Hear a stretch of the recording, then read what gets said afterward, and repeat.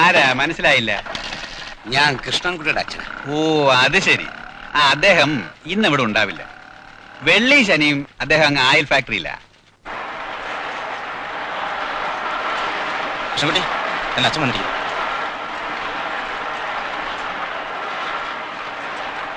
അല്ല,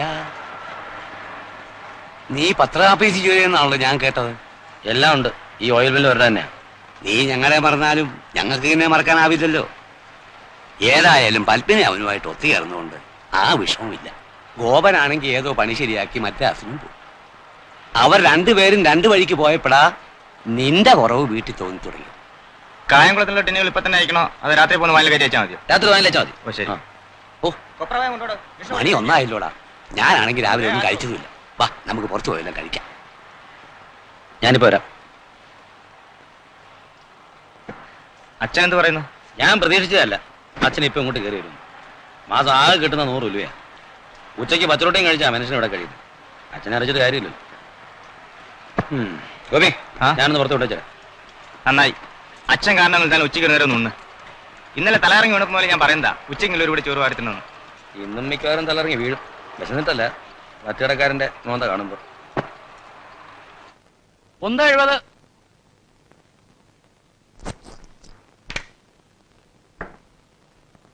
എന്താ വേണ്ടേ? ഒരു ഊണ് വേണം. നിനക്കോ? എനിക്കൊന്നും വേണ്ട. ഞാൻ റൊട്ടി വാങ്ങിച്ചിട്ടുണ്ട്. ചായ കുടിച്ചോളാം. ഒരു ചായ. സ്പെഷ്യൽ എന്താ വേണ്ടേ? ഒന്നും വേണമെന്നില്ല. എന്താ ഉള്ളത്? Chicken fry, mutton fry, fish fry. ഇവിടുത്തെ ചിക്കനൊക്കെ പഴയതായിരിക്കും. ഓ വീട്ടിൽ പിന്നെ പുതിയല്ല കഴിക്കുന്നത്. ഒരു ചിക്കൻ ഫ്രൈ. ഒരു ചിക്കൻ ഫ്രൈ.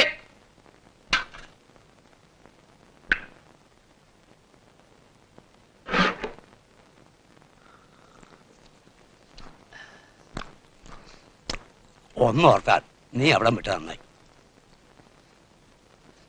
നിന്റെ ഫോട്ടോ സ്റ്റുഡിയോക്കാരൻ പിന്നെയും കുറെ തവണ വന്നിരുന്നു.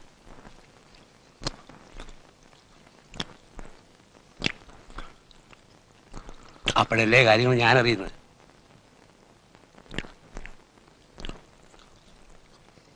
അവന്റെ സ്റ്റുഡിയോയും പൂട്ടി. ബാങ്കുകാരാ കേസ് കൊടുത്തത്. ഇപ്പൊ കാണാനേ ഇല്ല. പിന്നെ കോഴി വറുത്തം ഉണ്ടെങ്കിൽ ആഴ്ച ഒരിക്കൽ നല്ലതാ. നീ ഉച്ചയ്ക്ക് പച്ചറൊട്ടി മാത്രം കഴിക്കാതെ വല്ല ചിക്കനും വാങ്ങിച്ച് കഴിക്ക്. ഇപ്പൊ കഴിക്കുന്നത് ദേഹത്ത് കാണത്തുള്ളൂ. എനിക്ക് വിശപ്പില്ലാഞ്ഞിട്ടല്ല, വയറിന് സൂലാഞ്ഞിട്ടാ. എന്നാ വേണ്ട. മതി മതി. വാ വാ. ഓ ഊണൊരു സുഖമായില്ല. അത് പറ്റായത് കൊണ്ടാ. പച്ച നിരത്താ കഴിച്ചുകൊണ്ട് നന്നാവോ? ഫാദറാ.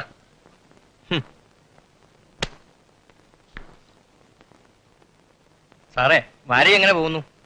നന്നായിട്ട് പോകുന്നു. അതുകൊണ്ട് ഞങ്ങൾക്ക് എന്താ കാര്യം? ഞാൻ ഉടനെ തീർത്തോളാം.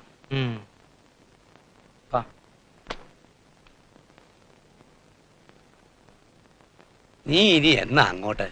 2 മാസം ഓവർ ടൈം ഉണ്ട്. അത് കഴിഞ്ഞ് നോക്കിയാൽ മതി. എന്നാ അച്ഛൻ കൂടി ചെല്ലേ, എനിക്കും പോയിട്ട് വേറെ പണിയുണ്ട്. എടാ പണമായിട്ട് ഒന്നും ചോദിക്കുന്നില്ല. വണ്ടിക്കൂലി എങ്ങനെ താടാ?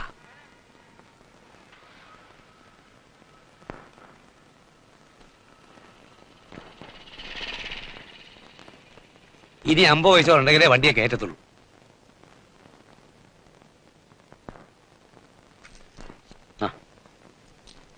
അമ്മയോട് എന്തെങ്കിലും പറയണോ?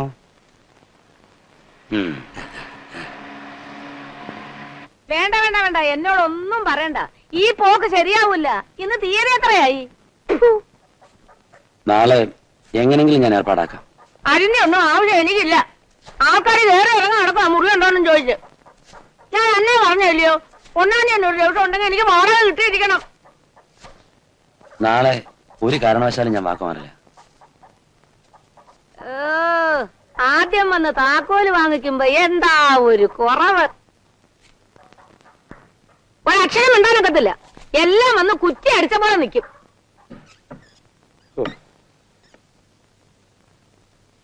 ഞാൻ സാറിനെ കാത്ത് 2 മണിക്കൂറാ നിൽക്കുക. എന്താ വിശേഷം? ഓണം വിശേഷൽ പ്രതിയിലേക്കുള്ള കുറെ മാറ്ററും പരസ്യത്തിന് നടക്കുമാ. നാളെ രാവിലെ പ്രസിൽ കൊണ്ടുപോകേണ്ടതാ. അവിടെ ആണെങ്കിൽ 3 പേര് ലീവിലാ. മാനേജർ പറഞ്ഞു എന്നെ കൊണ്ടൊന്നും പറ്റില്ല. ഒരു മനുഷ്യനെ ഗതികേടിന്റെ പേരിൽ ഇങ്ങനെ കഷ്ടപ്പെടുത്താൻ പാടില്ല. പറയുമ്പം വലിയ വാരികയുടെ മേൽലാസമാണ്. പട്ടിടക്കാരന്റെയും വാടകക്കാരന്റെയും തെറിയേക്കാനേ നേരമുള്ളൂ. 100 രൂപ കൊണ്ട് മാസം സമൃദ്ധിയാക്കാൻ ഉത്തരവിട്ടിരിക്കല്ലേ. പെറ്റ തള്ളയ്ക്ക് പോലും മാസം 5 രൂപ കൊടുക്കാൻ കഴിയാത്ത ഗതികേടാണോ എനിക്ക്? ആരോട് പറയാൻ, ആര് കേൾക്കാൻ? തനിക്കറിയോ, ഞാൻ ഇന്ന് ഈ നിമിഷം വരെ ആഹാരം പോലും കഴിച്ചിട്ടില്ല.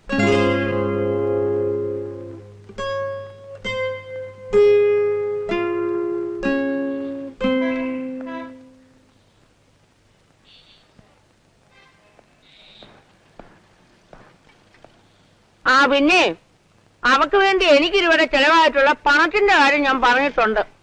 അതൊന്നും പറയണ്ട. വിശ്വാസമില്ലെങ്കിൽ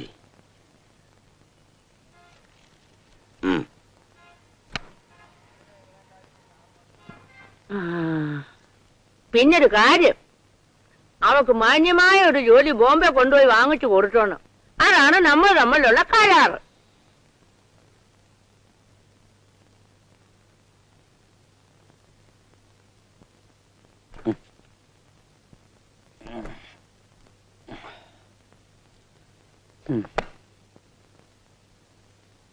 മുത്തലക്ഷ്മി 3-ാം നമ്പറിന്റെ വാടക വാങ്ങിച്ചോ? ഇല്ലെങ്കിൽ മാറാൻ പറ, വേറെ ആളുണ്ട്. ഏതായാലും ബുക്കിംഗ് ആയി. ഇനി മുയലിനെ ഇവിടുന്ന് കടത്തണം. വർഗീസ് എന്നെ അതിന് സഹായിക്കണം.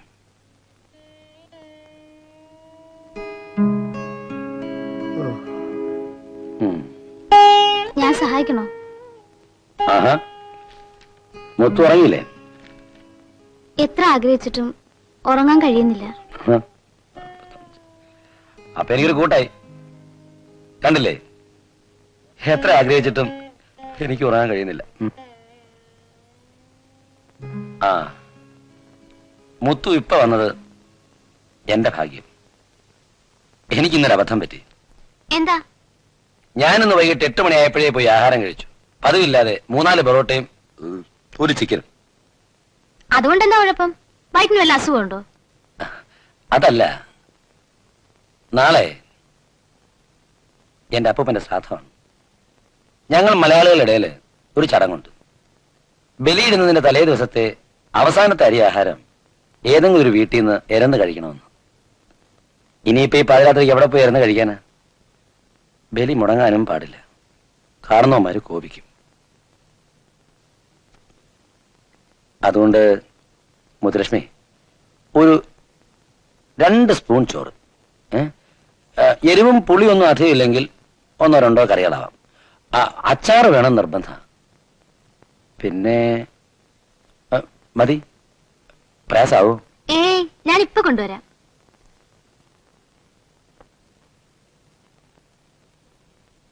ആ പെണ്ണിന്റെ സമ്മതമില്ലാതെ അവളെ എങ്ങനെ കൊണ്ടുപോകും?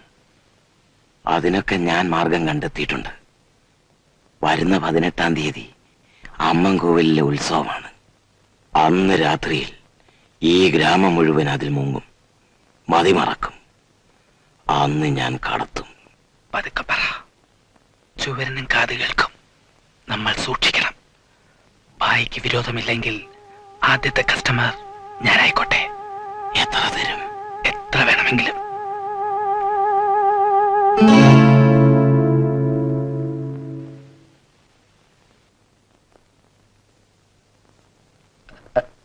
അയ്യോ, എന്തിനാ ഇത്രയും ചോറ്? ഞാൻ 2 സ്പൂണാ പറഞ്ഞത്. ഇത് ഞങ്ങൾ ഈ മലയാള ഇടയിലുള്ള വെറും ഒരു ചടങ്ങ് മാത്രമാണ്. ഞാൻ നേരത്തെ ആഹാരം കഴിച്ചതാ. അത് സാരമില്ല, ആവശ്യത്തിനെടുത്താൽ മതി. അയ്യോ, അതല്ല, ആഹാരം വേസ്റ്റ് ചെയ്യുന്ന എനിക്ക് ഇഷ്ടമല്ല. ഇത് ഇത്രയും കഴിച്ച് തീർക്കാനും പറ്റില്ല. ഞാൻ ആ വൈകിട്ട് അറിയാതെ ചിക്കനും പൊറോട്ടയും കഴിച്ചു പോയതാ. 2 സ്പൂൺ കഴിച്ചിട്ട് ബാക്കി അപ്പൂപ്പന് കൊടുത്തേര്. അയ്യോ അയ്യോ,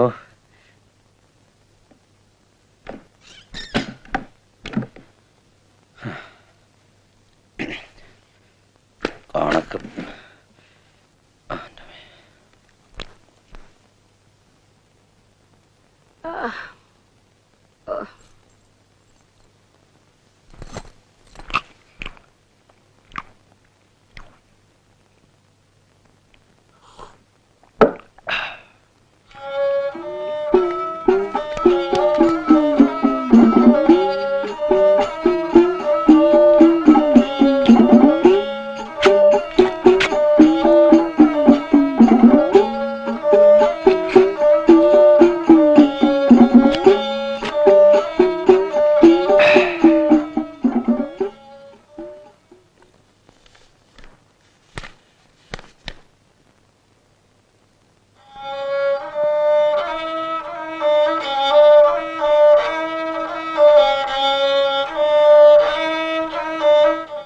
1-ാം തീയതി കഴിഞ്ഞിട്ട് 4-5 ദിവസമായി.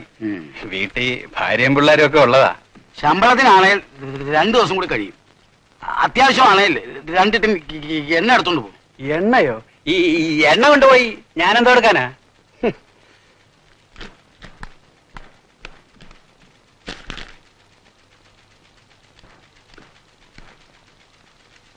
എല്ലാം തീർത്തു സാർ. ഇന്നലെ രാത്രി ഒരു പോളെ കണ്ണടച്ചിട്ടില്ല. അധ്വാനിക്കണം കുട്ടി. അധ്വാനിച്ചെങ്കിൽ മാത്രമേ മുന്നോട്ട് വരാൻ കഴിയൂ. മാസം 100 രൂപ കൊണ്ട് എങ്ങനെയാ സാർ ഞാൻ മുന്നോട്ട് വരിക? കുട്ടി, തെരുവ് വിളക്കിന്റെ കീഴിൽ ഇരുന്ന് പഠിച്ചു ഉയർന്നു വന്ന എത്ര മഹാന്മാരുണ്ടെന്ന് അറിയാമോ? ഗംഗാനദി നീന്തിയല്ലേ ലാൽ ബഹദൂർ ശാസ്ത്രി പഠിച്ചത്. പിന്നെന്തുകൊണ്ട് നിങ്ങൾക്ക് മുന്നോട്ട് വന്നൂടാ? സാർ, എന്നെ ഒന്ന് സഹായിച്ചേ പറ്റൂ. ഗതികേടുകൊണ്ട് പറയുക സാർ, എനിക്കൊരു 200 രൂപ തരണം. 200 രൂപയോ? എണ്ണയുടെ വില ഇപ്പോഴും പൊങ്ങിയിട്ടില്ല. അങ്ങനെ പറയരുത് സാർ, ഇതെന്റെ അഭിമാന പ്രശ്നമാണ്. ഇന്നെങ്കിലും വാടക കൊടുത്തില്ലെങ്കിൽ ആ സ്ത്രീ എന്നെ പുറത്താക്കും. ഞാൻ ഈ രാത്രിയിൽ തെളിവ് കിടക്കേണ്ടി വരും. ഊണും ഉറക്കവും ഇല്ലാതെ രാവും പകലും ഞാൻ ഈ സ്ഥാപനത്തിൽ വേണ്ടി പണിയെടുക്കുന്നില്ല സാർ. കുട്ടി, ഈ സ്ഥാപനത്തിലുള്ള എല്ലാരെയും സഹായിക്കണമെന്ന് എനിക്ക് ആഗ്രഹമുണ്ട്. പക്ഷേ ഇവിടെയുള്ള ഓരോരുത്തരുടെയും ഓരോ ഫയലുകൾ അദ്ദേഹം എന്നെ ഏൽപ്പിച്ചിട്ടുണ്ട്. കുട്ടിയുടെ ഫയലിൽ എന്താണ് എഴുതിക്കണമെന്ന് അറിയാമോ? എന്റെ ക്യാമറയുടെ കാശ് ഈടാകാതെ ഒരു കാരണവശാലും കൃഷ്ണൻകുട്ടിക്ക് മാസം 100 രൂപയ്ക്കപ്പുറം കൊടുക്കാൻ പാടില്ല, എന്ത് പണി ചെയ്താലും. എനിക്ക് ആ വലിയ മനുഷ്യനെ ഒന്ന് കാണാൻ പറ്റുമോ? ഇരിഞ്ഞാലക്കുടയിലും തലയോല പറമ്പിലുമുള്ള ഓയിൽ കമ്പനികളിൽ 1.5 മാസമായിട്ട് സമരം നടക്കുകയല്ലേ. അതിന്റെ ഒത്തുതീർപ്പിന് വേണ്ടി യൂണിയൻകാരെ കാണാൻ ടിവിയിൽ പോയിരിക്കുക.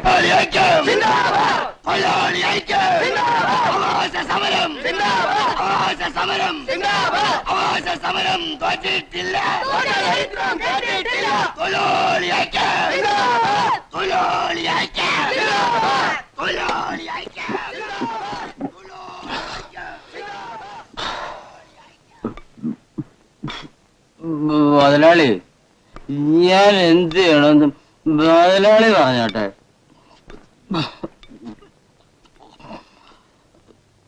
എനിക്ക് ഇദ്ദേഹത്തെ എതിർക്കാൻ പറ്റില്ല.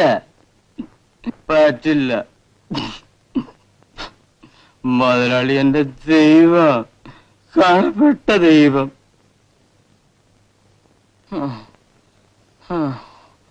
ഞാൻ മുതലാളിയുടെ ജോലിക്കാരനായപ്പോഴാ യൂണിയൻ സെക്രട്ടറി ആയത്.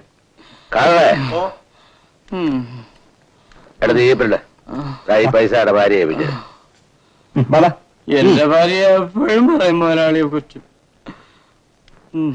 നാളെ മുതൽ ഒരുത്തനും ഇവിടെ സമരം ചെയ്യില്ല. ഞാൻ യൂണിയന്റെ സെക്രട്ടറി ആണെങ്കിൽ ഇവിടെ ഒരുത്തനും സമരം ചെയ്യും. എന്റെ ഭാര്യ എപ്പോഴും പറയും മുതലാളിയെ പറ്റി.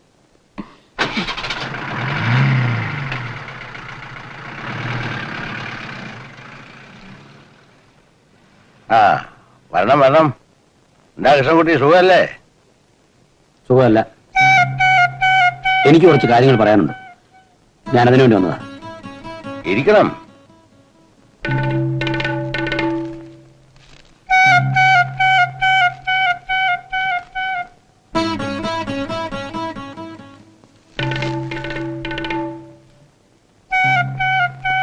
കൃഷ്ണൻകുട്ടിക്ക് എന്താ ഒരു വിഷമമുള്ള പോലെ? ധൈര്യമായിട്ടിരിക്കൂ. ഈ സ്ഥാപനം എന്ന് പറയുന്നത് നിങ്ങളുടെ സ്ഥാപനമാണ്. ഇതിന്റെ ഉയർച്ച എന്ന് പറയുന്നത് നിങ്ങളുടെ ഉയർച്ചയാണ്, നിങ്ങളുടേത് മാത്രം. കൃഷ്ണൻകുട്ടി മദ്യപിക്കുവോ? മദ്യപിക്കാം.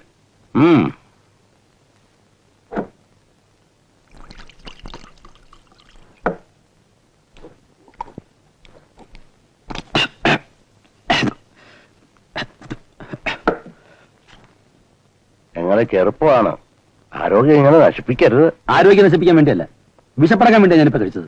വല്ലതും നേരെ കഴിച്ചിട്ട് ദിവസങ്ങളായി. നിന്റെ പരാതിയും ദുഃഖമൊന്നും കേൾക്കാൻ എനിക്ക് നേരമില്ല. നേരം കണ്ടെത്തിയേ പറ്റൂ. 100 രൂപ കൊണ്ട് 1 മാസം കഴിയാനുള്ള ശിക്ഷ കൽപ്പിച്ച നിങ്ങളല്ലേ?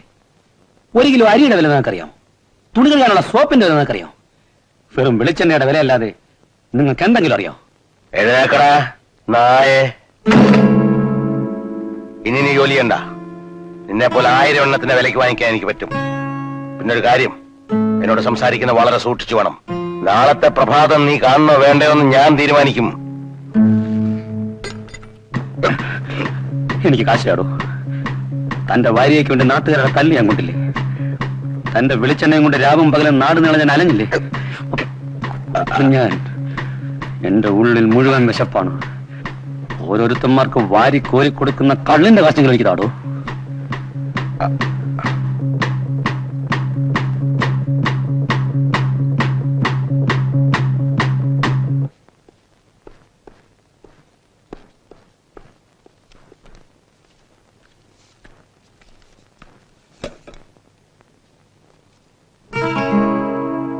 പോയാ പറ്റി. ആഹാ, ഇവിടെ ഓരോരുത്തരെ ഒരു ജോലിക്ക് വേണ്ടി തെണ്ടുന്നു. കഷ്ടപ്പെട്ട് ബോംബെ നിനക്ക് പണി വാങ്ങിച്ച് തരാമെന്ന് വെച്ചപ്പോ നിനക്ക് പോകാൻ പറ്റൂല അല്ലേ? കുട്ടികളെ ഞാൻ ആ കുട്ടി എങ്ങോട്ട് തല്ലല്ലേ? അറിയാവടി, എനിക്കെല്ലാം അറിയാം. അതുകൊണ്ട് തന്നെയാ നീ ബോംബെക്ക് പോകാത്തെന്നും എനിക്കറിയാം. എന്താണോ? ഞാൻ വാടക കൊണ്ടുവന്നിട്ടുണ്ട്. കൊണ്ടുവന്നിട്ടുണ്ടെങ്കിലേ പൊതിഞ്ഞാട്ടി കൈ വെച്ചു. മുറി ഞാൻ വേറെ ആണുങ്ങൾക്ക് കൊടുത്തു. സാധനങ്ങളൊക്കെ എടുത്ത് പുറത്തിട്ടിട്ടുണ്ട്. പോടോ. നിനക്ക് സാറിന്റെ കൂടെ പോണോ അല്ലേടി? നീ ആരുടെ കൂടെ പോണോ തീരുമാനിക്കേണ്ടത് ഞാനാണ്. അവിടെ ഒരു സാറ് വന്നിരിക്കുന്നു. പുതിയ ഒരു സാറ്. അവർക്ക് സാറിന്റെ കൂടെ പോണം പോലും.